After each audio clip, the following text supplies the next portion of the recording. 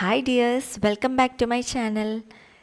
നിങ്ങൾക്ക് ഈ വീഡിയോ യൂസ്ഫുള്ളായിട്ട് തോന്നുകയാണെങ്കിൽ ഒന്ന് ലൈക്ക് ചെയ്യാനും സബ്സ്ക്രൈബ് ചെയ്യാനും മറക്കരുത് കേട്ടോ.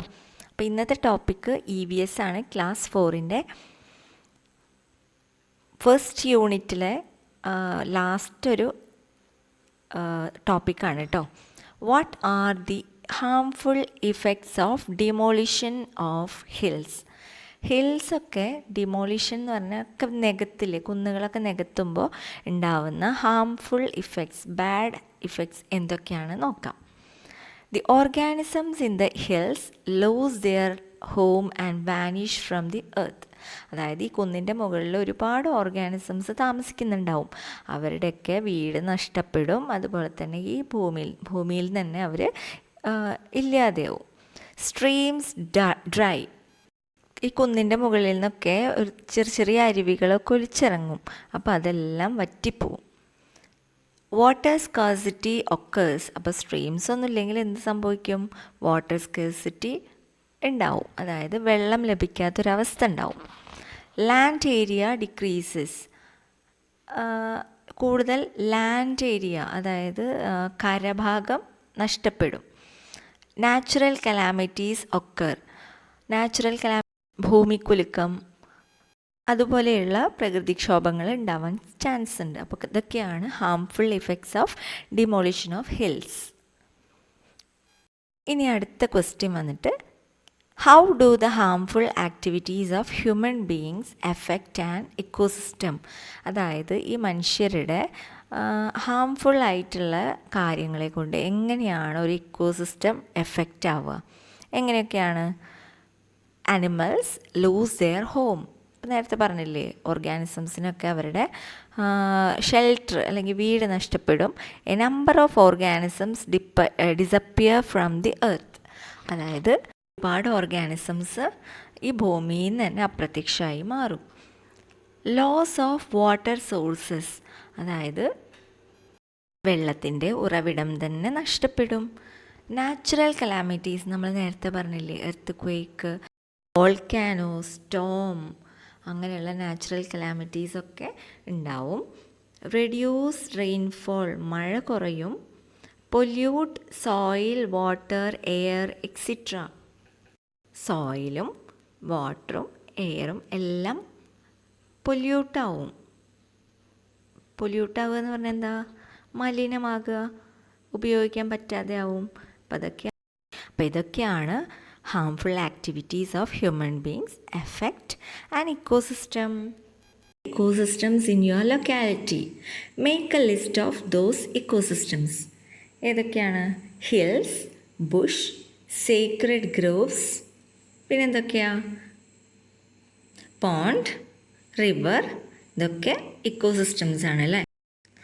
What other activities can we do to protect and preserve the environment? എന്തൊക്കെ കാര്യങ്ങൾ ചെയ്താലാണ് നമ്മളുടെ ഭൂമിയെ നമുക്ക് പ്രൊട്ടക്റ്റ് ചെയ്യാൻ പറ്റുന്നത്? Yes, planting new trees. പിന്നെന്തൊക്കെയാ?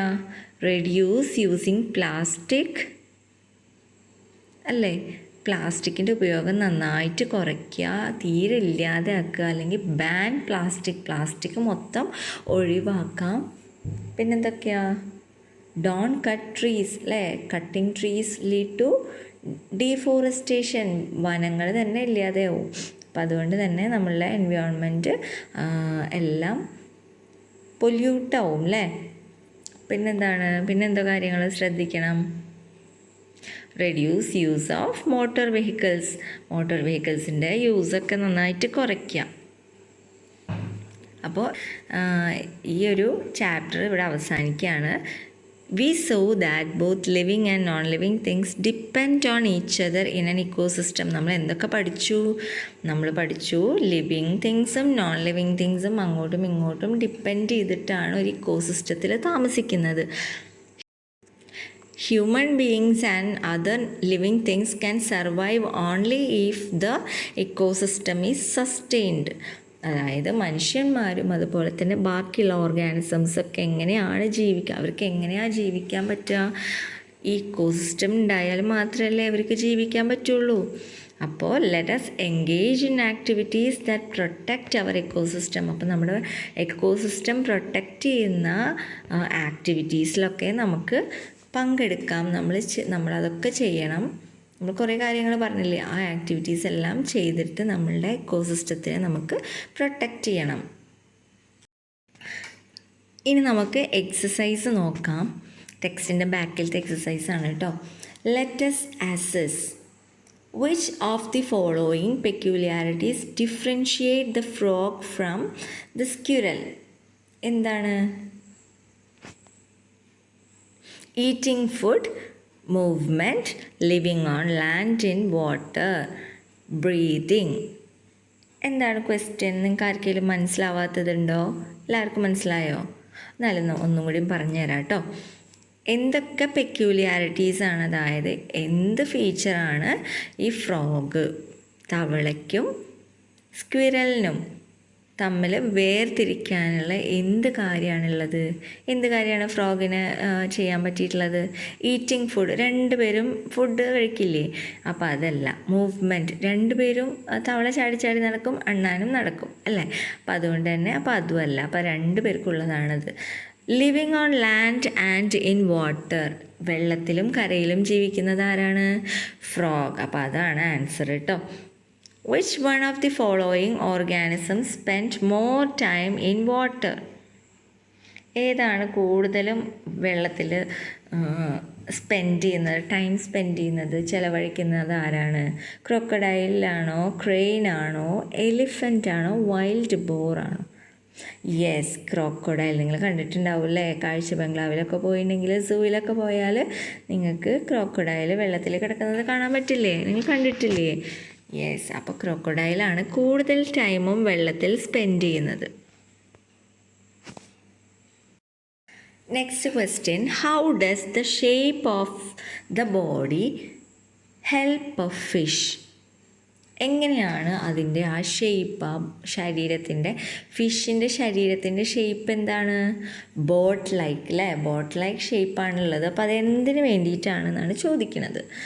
ഒന്നാമത്തെ option to move in water, രണ്ടാമത്തെ option to collect food, to breathe, to live in all climates. ഏത് ആൻസറാണ് വരിക? ഏത് ഓപ്ഷനാണ് വരിക? Yes, option number A, to move in water. വെള്ളത്തിൽ ഇങ്ങനെ സഞ്ചരിക്കാൻ വേണ്ടിയിട്ടാണ് ഇങ്ങനെ ഷേപ്പ് കൊടുത്തിട്ടുള്ളത്.